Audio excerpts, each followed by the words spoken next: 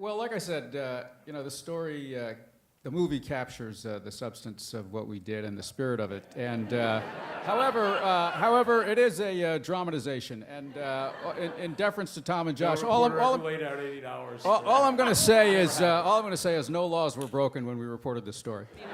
If not exciting, it was poetical. It was look at these people in their paper, and that's no, I mean, like. Okay, we're obviously among journalists right now.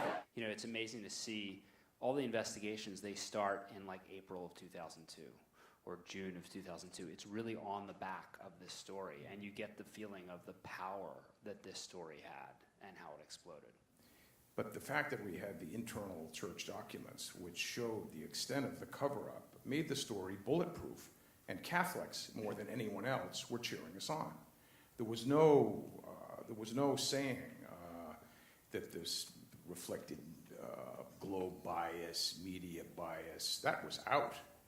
And the Cardinal himself quickly went on an apology tour and had to admit that no, this had nothing to do with the press. So it was the power of the documents. It's really hard in any newsroom, a major metro daily, every day there are hundreds of calls and emails coming in, and a lot of them go flying by people. A lot of people call newspapers are off their meds, but of those, 1 in every 10 has got a real story. And I mean, we miss, when we talk about, we missed this story, should we have gotten to it earlier? Sure. Did we miss clues? Sure, but guess what? This was going on in every archdiocese in America, and every archdiocese had a major newspaper.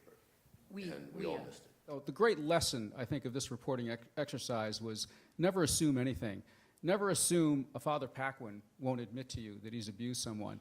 Never assume that someone who appears crazy doesn't have good information. We learned that many times through the course of a year of reporting or a year and a half reporting, and it really changed the way I operate and made me a better journalist, I could say that.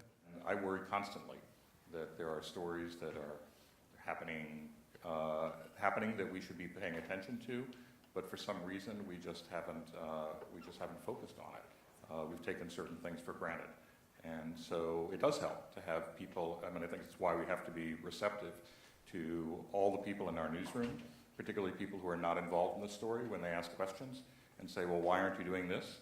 What about this?" Even though that might not be their beat, it might not be their area of specialty, we really have to pay attention to them. A lot of people knew a little bit.